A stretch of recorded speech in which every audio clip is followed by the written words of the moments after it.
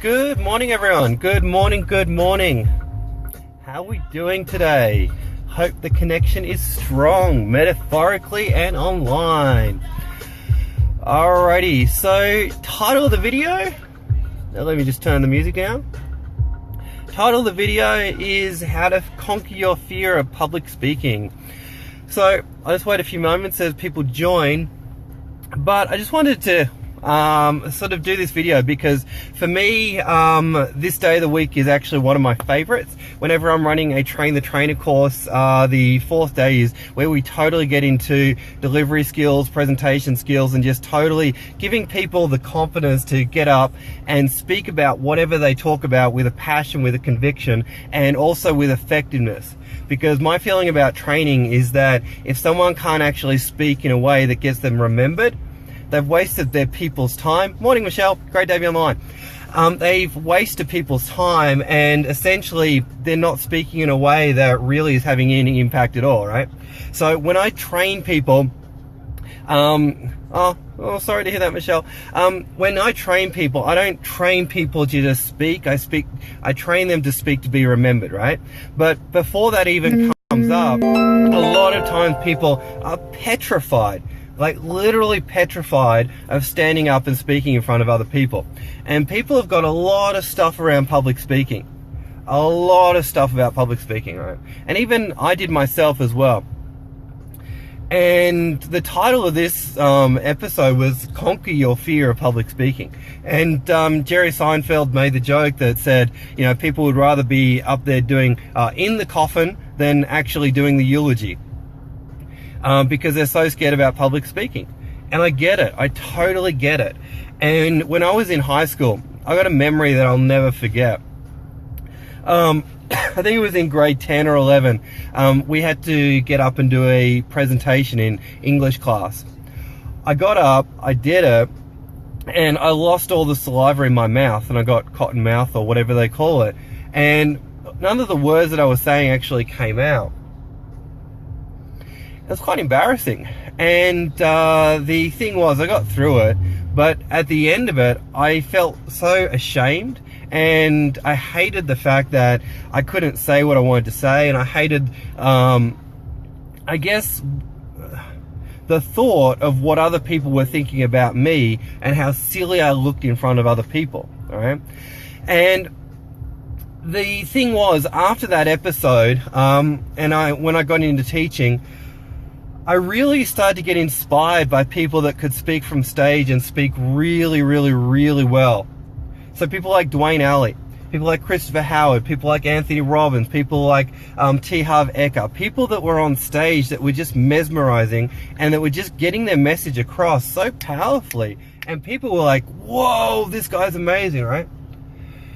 And I made a decision very early on in my teaching career that I wanted to have a bigger impact on the world, and I wanted to speak on stage. I wanted to do great things.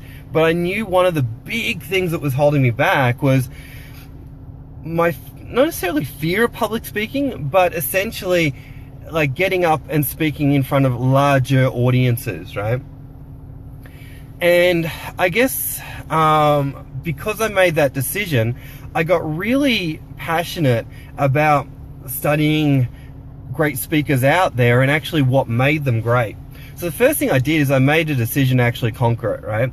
So for people watching today, my first suggestion is actually make a decision, make a commitment that you're actually going to conquer it, right? Because whatever business you're in, whether it's network marketing, whether it is just contemporary business, whether it is any kind of I guess even, you know, job interviews, all these different things come under the heading of public speaking. And unless we actually conquer this thing, you're really limiting yourself in life, right? Because it holds you back. Because public speaking can be doing a webinar. It can be doing a Facebook Live. It can be, you know, doing, making friends at a dinner party. All of these different things come under the heading of public speaking, right?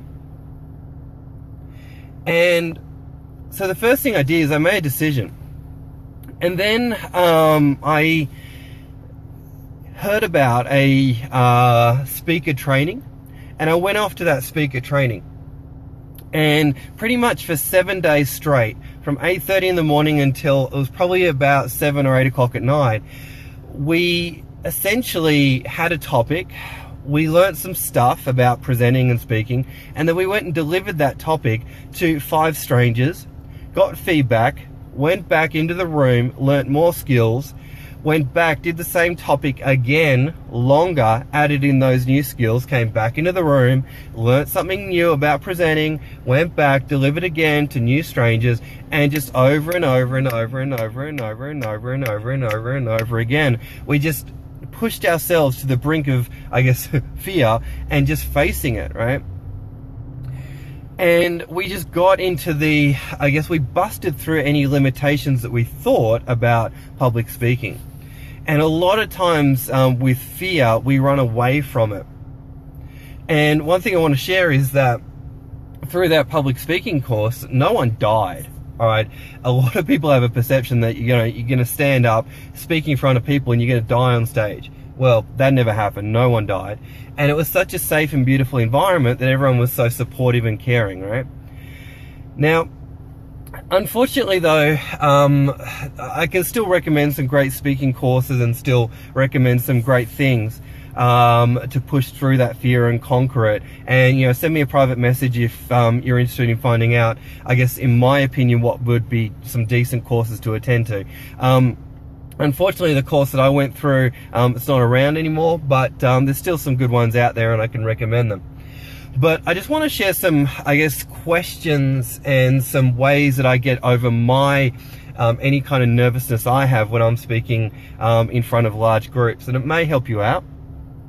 And I'll be absolutely, purely, brutally honest with you guys. When I first started doing these Facebook Lives, I got quite nervous because fundamentally I was worried if A, people would watch them, B, what people would think about them, and C, if anyone would like them or anything like that. And to be honest, I've had thoughts about stopping these. I've had thoughts about, why bother? Why should I? Is it really worth it? And then something happens the next day. I have that thought. Next day, someone puts up a positive comment. And I'm like, damn, seriously? That Facebook Live, I thought it was terrible. But then someone actually puts up a really positive comment. And I'm like, okay, maybe I'm actually providing some value, some wisdom out there in the market. So I've made a decision that I'm not going to stop them. And I'm really enjoying them. And I hope other people are as well. But back to the topic. So a lot of people get nervous and a lot of people have fear around public speaking, and let me tell you why that happens. Typically, it's because they don't have a belief that they've got anything valuable to share. So what often comes up for people is, how dare I stand up and speak? And what value have I got to give? Anthony, you're asking me to repeat something. I'm not exactly sure what you're asking me to repeat, but it's probably something like people are too scared to stand up and speak because they don't believe they've got any value to give. I'm hoping that's what you're referring to. The other thing that petrifies people getting up and talking is, what will other people think of me, and what criticism will be thrown at me? And can they handle that criticism? So A, they don't believe they've got any worth to share, and B, they're scared of the criticism, ridicule. Now, one thing I need to share with you is that no matter what you do, you're going to be judged. So go ahead and judge me, and you're already judging me, and you've already judged me based on anything I've said, whatever I'm wearing. You've already judged me anyway. So throw on the judgment. Let's get excited about the judgment, and maybe through the judgment, I'm going to say something that's impacting. But really, at the end of the day, you're going to judge me anyway. Okay, next piece. So there's a couple of things that I remind myself before I get up and speak in front of audiences. Small, large, I don't mind what the size, right? Size doesn't matter. Now, there's a couple of things I remind myself. Number one, the fundamental thing about public speaking that we have to ingrain in ourselves. And this is a thing that creates fear for people. All right, the judgment creates fear. It comes back to survival, right? When you're in the wilderness and, it was just tribal, rejection essentially equaled death. Judgment or rejection equaled death for people, right? So that's why, a lot of fear is created. So We need to remember that when you're presenting, it's not about me, it's all about them and how they need to hear it so they can achieve it. Now, this was a fundamental principle that was ingrained in us when we were doing that speaker training. The presentation, it's not about me, it's all about the audience, what they need to hear and how they need to hear it so they can achieve whatever you are helping them achieve. I'll say it again. It's not about me, it's all about them and how they need to hear it so they can achieve it. Most times people are getting nervous because they're thinking, oh no, what are people thinking about my shoes? Will they like me? What will they think of what I say? Oh my gosh, what will they think about me? And I get it. And that's when we're stuck in our head and we're thinking about what people will think about us. Then everything shuts down. That's when we get the clammy hands. That's when we get the words that don't come out. But guess what? The training session that you're doing, the presentation you're doing, the phone call that you're doing, the cold call, the walk up, talk to stranger thing, all of that, it's not about you. It's all about them and whatever problem you're trying to solve for them, right?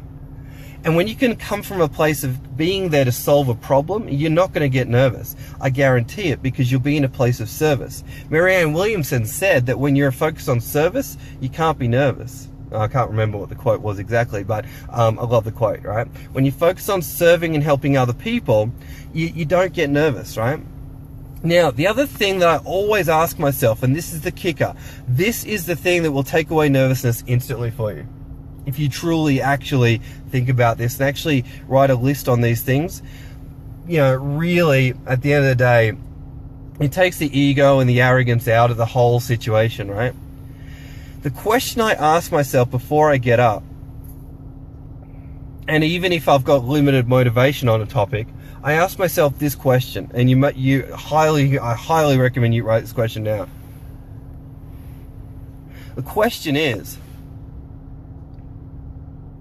what problems or consequences will this audience experience if they do not hear this information and act on it?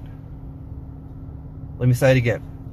What problems or consequences will this audience experience if they don't hear this information and act on it? Now, when you ask yourself that question, it is very hard to be nervous. It is very hard to be nervous because suddenly you put yourself A, into the mind of the audience, and B, you're actually starting to think about the consequences and the seriousness of what you're going to share. Because people love people that are convicted and passionate and are really, I guess, focused on other people and helping. And by asking yourself that question, what problems or consequences will this audience receive or have or experience if they don't hear this information? All new possibilities open up. But if you're just standing up delivering PowerPoints and you don't actually give up crap about your audience, don't do the presentation.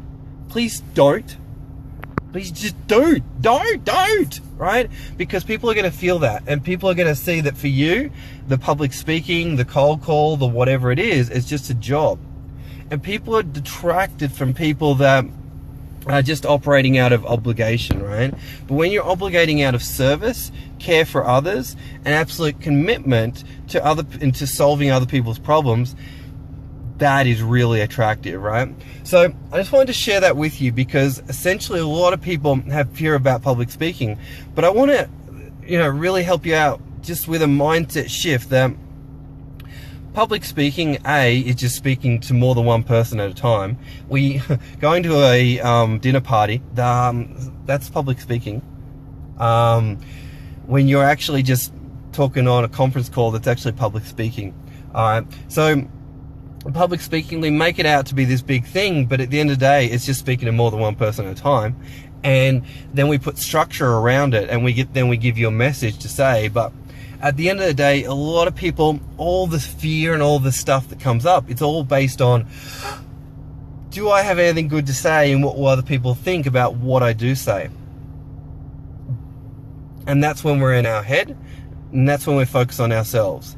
But when we're focused on the audience, that nervousness, it seems to just fall away. All right. But the thing is, at the end of the day, when you're public speaking, when you're presenting, you're there to solve a problem. Identify that problem, find out what it is, be passionate, be convicted, and know that there's no one better than you to deliver that message. Literally, there's no one better than you, because you are the best person to deliver your message. No one's had the experience that you've had, and we've all got valuable experience to share, all right? So I just wanted to share that with you. I know that I certainly can't help you conquer the fear instantly, and you know, Facebook Lives, we've only got so much time, and I've got to go off and teach them stuff.